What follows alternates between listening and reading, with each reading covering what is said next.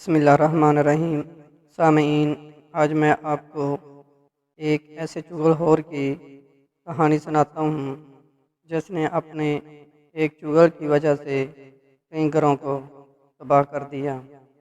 سال پور کے لوگ چغل خور کی وجہ سے بہت پریشان تھے۔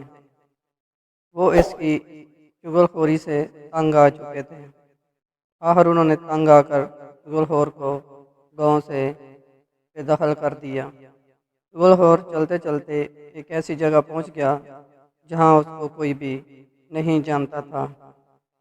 احمد پور کا کسان بہت ہی محنتی آدمی تھا۔ وہ بہت محنت سے کام کرتا۔ وہ سارا دن اپنے کھیتوں میں کھیتی باڑی کرتا رہتا۔ ایک دن وہ اپنے کھیتوں میں ہل چلا رہا تھا۔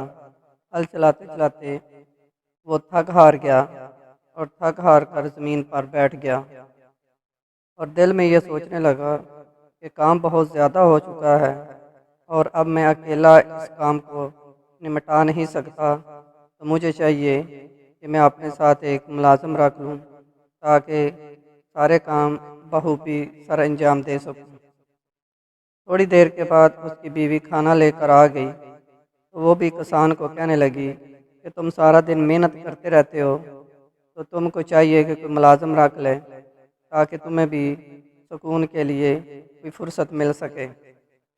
وہ یہ باتیں کر ہی رہے تھے کہ اتنی دیر میں وہاں پر ایک اجنبی شخص آیا۔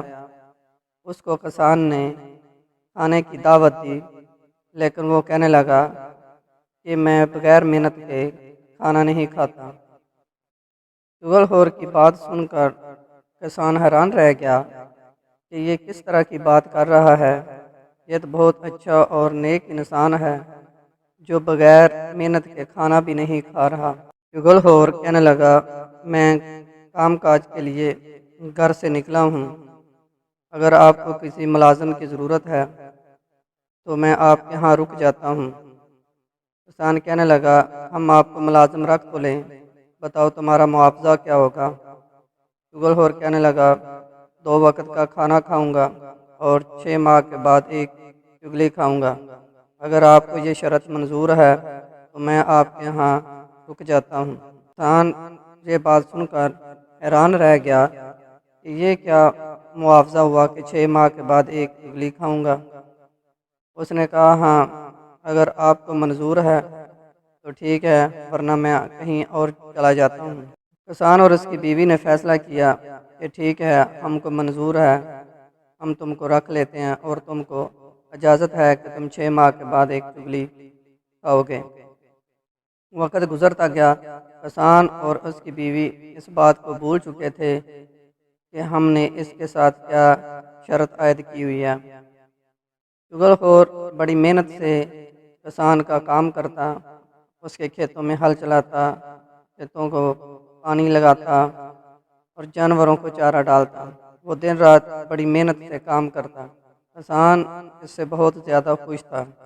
وقت گزرتا گیا لیکن کسان اور اس کی بیوی یہ بات بالکل بھول چکے تھے۔ حسب عادت چغل خور 6 ماہ کے بعد کسان کے گھر آیا اور کسان کی بیوی کو آ کر کہنے لگا کہ تمہارا خاوند کوڑی ہو گیا ہے، اس کو کوڑی کا مرض لاحق ہو گیا ہے، کیا اس نے تم کو یہ خبر نہیں بتائی؟ اس کی بیوی کہنے لگی، نہیں، مجھے تو اس نے یہ بات نہیں بتائی۔ تو چغل خور کہنے لگا، آج دوپہر کو جب تم کھانا لے کر کھیتوں میں جاؤ تو وہاں پر اس کے بازو کو کاٹ کر دیکھ لینا، تم کو پتہ چل جائے گا کہ اس کو بیماری ہے یا نہیں ہے۔ وہ یہ بات کہہ کر سیدھا کسان کے پاس جاتا ہے اور کسان کو کہتا ہے کہ تمہاری بیوی پاگل ہو چکی ہے، وہ بولی ہو گئی ہے اور اس نے کاٹنا شروع کر دیا ہے۔ کسان نے کہا، تم جھوٹ بول رہے ہو، وہ تو بالکل ٹھیک ٹھاک ہے۔ چغل خور کہنے لگا، دوپہر کو جب وہ کھانا لے کر آئے تو تم خود دیکھ لینا۔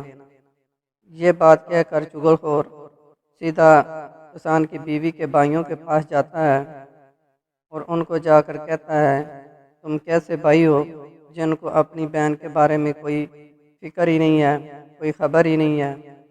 وہ کہنے لگے، کیوں، کیا بات ہوئی؟ چغل کہنے لگا کیا آپ کی بہن نے آپ کو نہیں بتایا؟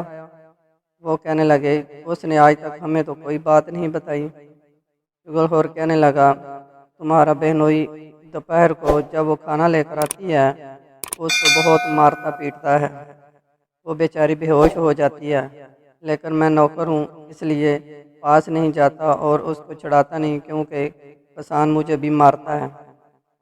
اگر آپ کو میری بات پر یقین نہیں ہے تو آج دوپہر کو آ کر خود یہ سارا نظارہ دیکھ لینا۔ چغل یہ باتیں ان کو کہہ کر سیدھا کسان کے بھائیوں کے پاس پہنچتا ہے اور ان کو کہتا ہے کہ تم اچھے بھائی ہو جن کو اپنے بھائی کے بارے میں کوئی علم ہی نہیں ہے کہ اس کے سالے اس کے ساتھ کیا سلوک کرتے ہیں۔ وہ کہتے ہیں کہ کیا ہوا ہمارے بھائی کو، کس طرح کا سلوک وہ لوگ اس کے ساتھ کرتے ہیں۔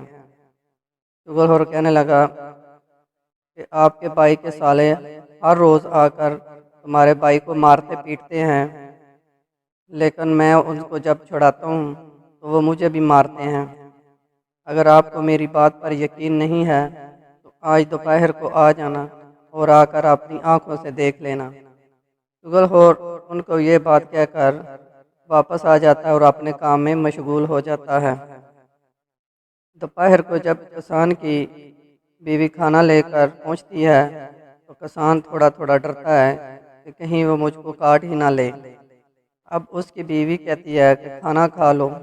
اب جب وہ پاس بیٹھتا ہے اس کی بیوی تھوڑا تھوڑا اس کے قریب ہو جاتی ہے تاکہ وہ چیک کرے کہ کیا واقعی یہ کوڑی ہو چکا ہے یا کہ چغل جھوٹ بول رہا ہے۔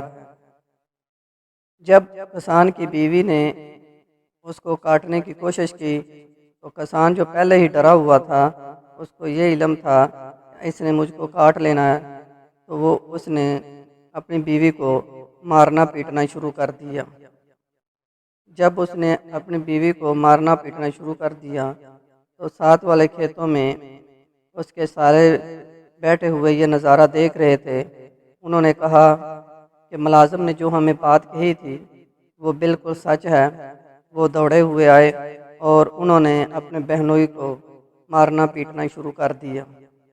اب ساتھ دوسرے کھیت میں جو چھپے ہوئے کسان کے بھائی تھے انہوں نے جب یہ ماجرا دیکھا تو انہوں نے کہا کہ واقعی ملازم نے ہم کو جو باتیں بتائی ہیں وہ بالکل سچ ہے۔ اب وہ وہاں سے نکلے اور انہوں نے آ کر لاٹھیوں سے کسان کے سالوں کو مارنا پیٹنا شروع کر دیا۔ اسی طرح کسی کا سر پھٹ گیا، کسی کا بازو ٹوٹ گیا، کسی کا ہاتھ ٹوٹ گیا اور بہت زیادہ لڑائی ہوئی۔ ساتھ کھیتوں میں کام کرنے والے لوگوں نے جب شور و غل سنا تو وہ دوڑتے ہوئے آئے۔ انہوں نے آ کر ان میں بیچ بچاؤ کرایا۔ بیچ بچاؤ کرانے کے بعد ان میں سے جو صاحب ثروت لوگ تھے انہوں نے کہا کہ ماجرا کیا ہے، تم کیوں آپس میں لڑ رہے ہو اور تم نے اپنا کیا حال بنا لیا ہے۔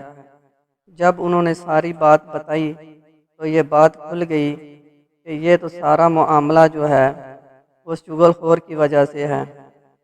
اب کسان اور اس کی بیوی کو یہ بات سمجھ میں آئی اور یہ بات ذہن نشین ہوئی۔ اس نے ہمیں کہا تھا کہ 6 ماہ کے بعد میں ایک چغلی کھاؤں گا۔ جب انہوں نے لوگوں کے سامنے یہ بات کی تو انہوں نے کہا اس کو پکڑ کے لاؤ۔ جب وہ اس کو پکڑنے کے لیے گئے تو لیکن چغل اس وقت تک وہاں سے جا چکا تھا۔